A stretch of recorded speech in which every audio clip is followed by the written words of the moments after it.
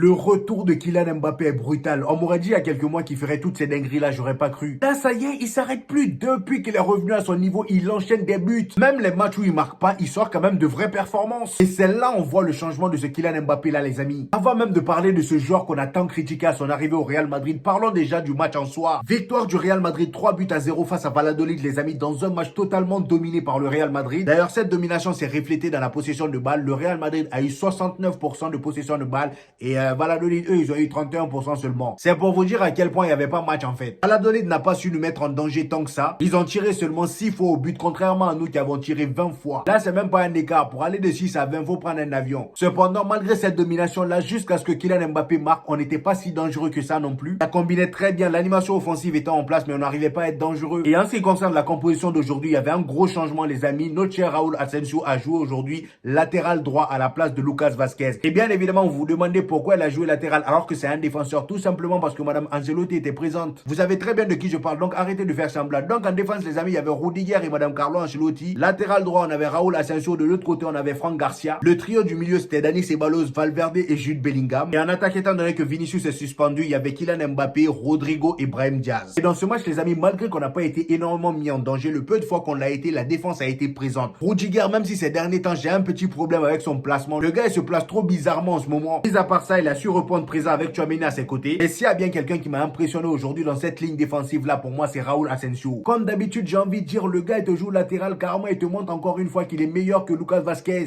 Il nous a montré qu'il était meilleur que Madame Ancelotti au poste de défenseur. Et en plus de ça, aujourd'hui, il nous montre encore une fois qu'il est meilleur que Lucas Vazquez. Qu'est-ce que vous voulez d'autre? Aujourd'hui, encore une fois, j'ai vu cette rage en lui, cette rage que j'aime tant. Quand le petit joue tellement, il est déterminé, tu sens que ouais, lui, il a grandi avec les vidéos de Sergio Ramos. Il a même failli découper un joueur de Valladolid. Je sais plus si c'était en première mi-temps ou deuxième mi-temps. Je vous mets une image. C'est pourquoi je kiffe ce joueur et que je milite tous les jours pour ne plus qu'il quitte le 11. Il est tellement rassurant, peu importe le poste où tu lui mets en défense, il fait le boulot. Contrairement à Madame, voilà, lui, c'est de temps en temps. Mais chez Madame, là, on va pas lui tomber dessus aujourd'hui. C'est pas le but non plus. Voilà, il a fait un très bon match aujourd'hui. Il faut le féliciter. Franck Garcia sur son côté, on va dire sur la ligne défensive, c'est celui qui m'a un peu déçu, mais il n'y a rien d'alarmant. Si on a gagné ce match d'aujourd'hui, c'est grâce au milieu et l'attaque. La connexion était trop fluide. Déjà, est-ce qu'on peut parler de Dani Ceballos, s'il vous plaît? Ce gars-là, vraiment, qu'est-ce qui me fait kiffer? Dani Ceballos, les gars. On a longtemps pleuré après le départ de Toni Kroos, mais ce gars-là, c'est la meilleure chose qui nous est arrivée cette année. C'est vrai que Kylian Mbappé est venu et que maintenant il brille, mais pour moi, Dani Ceballos, les amis, quelle redécouverte. J'ai pas envie de dire découverte parce qu'il était déjà au club. C'est pas comme ça on l'avait recruté. Il est trop fort. Le gars, quand il est titulaire, il embellit notre jeu. Il rend meilleur ses coéquipiers. D'ailleurs, quand il est la façon dont il casse les lignes, à lui tout seul, une seule passe peut casser 37 lignes. Ça, c'est Dani Ceballos, les amis. C'est un petit Toni Kroos. Je sais même pas pourquoi on s'est pris la tête après le départ de Toni Kroos. Fallait juste mettre Dani Ceballos. Il allait faire l'affaire. Là même, Carlo Ancelotti a compris ça. En conférence de presse hier, il a dit la même chose que moi. Il a dit qu'en gros, Dani Ceballos, il fait trop de bien dans le 11. Et le fait qu'il soit revenu à son meilleur niveau nous rend meilleur. Et c'est réel. Déjà, son jeu dans les intervalles, ses récupérations. Quand il a le ballon, il est tellement calme. Peace and love.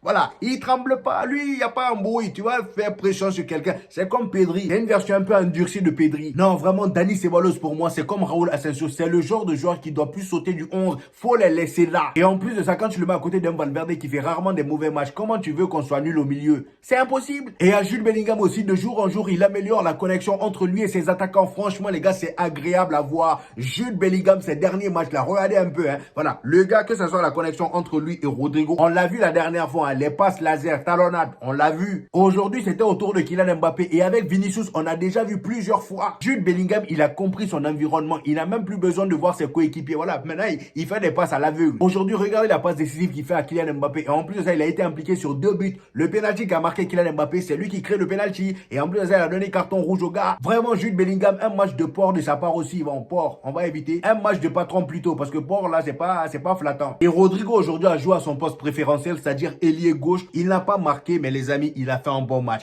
Il a contribué au jeu. Et franchement, ce qui m'a énormément plu aujourd'hui, mis à part les buts, les amis, c'est qu'il y avait beaucoup de combinaisons. Pour tous ceux qui ont regardé le match, vous pouvez en témoigner. Les 2 premiers buts de Kylian Mbappé, c'est que des combinaisons. Voilà, entre les attaquants, le milieu. Franchement, les amis, ça fait plaisir à voir. Et quand t'as un Kylian Mbappé qui revient en forme comme jamais, les amis, comme jamais il a été, là, il est en train de redécouvrir un nouveau prime. Il est en train de redécouvrir un nouveau prime, les amis. Parce que là, les amis, la confiance qu'il est en train de prendre là, c'est terminé. Kylian Mbappé en confiance, c'est très dangereux et ça, on commence à le voir. Déjà, moi, il y a une chose que j'aimerais mentionner avant même de parler de son match, les amis. Depuis son arrivée au Real Madrid, est-ce que vous avez vu ses buts? Est-ce qu'il y a un vilain but là-dedans? Posez-vous la question. Allez-y revoir tous ses buts. On parle beaucoup de Valverde, mais il faut commencer à parler de Kylian Mbappé aussi. Hein. Il n'y a pas de vilain but.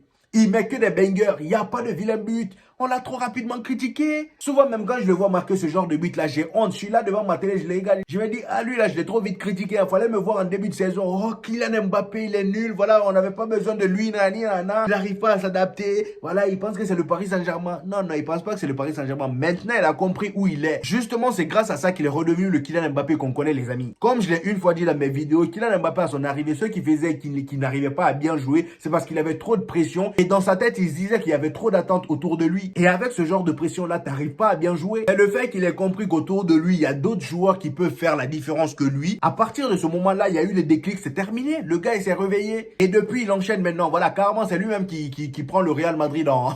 C'est lui-même qui prend ses responsabilités. C'est lui la tête du Real Madrid maintenant. C'est bon, là, on a notre Kylian Mbappé. Ce poste d'attaquant pour lequel on a énormément critiqué en début de saison en disant qu'il n'est pas un neuf. Regardez maintenant comment il joue aujourd'hui. Il y a qu'à voir ces deux buts qu'il a marqués aujourd'hui. Déjà, le deuxième but, regardez l'intelligence du mec. Cette action de but, la part du milieu, Kylian Mbappé reçoit le ballon, il fait une remise à je ne sais qui, je crois que c'est Valverde. Voilà, il fait une remise parce qu'il était dos au jeu et là, il continue sa course. Et pendant ce temps, il y a Rodrigo qui reçoit le ballon et Kylian Mbappé, au lieu d'aller tout droit et faire l'appel tout droit, non, non, non, non, parce qu'il y avait le joueur, voilà, à sa droite qui allait le prendre. Et sur le moment, il s'est dit quoi? Au lieu d'aller tout droit, je vais contourner Rodrigo. Comme ça, au moins, le joueur de Valladolid qui aurait pu me prendre là, il serait largué. Il contourne Rodrigo, il reçoit la balle, finition chirurgicale. Il n'a même pas eu besoin de contrôler déjà. Bon, il a contrôlé une fois, je crois. Et il t'a placé, ça même tiré fort. Non, vraiment, Kylian Mbappé, les amis, en termes de finition, c'est quelque chose. Hein. Là, il redevient celui qu'il était. Et je crois même qu'il va devenir mieux que celui qu'il était au Paris Saint-Germain. Parce que là, c'est pas des Fabien Ruiz, des Vitinha, c'est pas ça. Nous, on a des Jude Bellingham. Vous voyez ce que je veux dire? C'est plus stylé. Et le gars, dans le jeu, ça se voit clairement qu'il s'amuse. Il est là, il passe son temps à sourire. Voilà. C'est simple pour lui maintenant. Il y en a qui disent que, ouais, il s'est marqué seulement face à des petites équipes. Oui, oui. Atalanta, c'est petites équipes.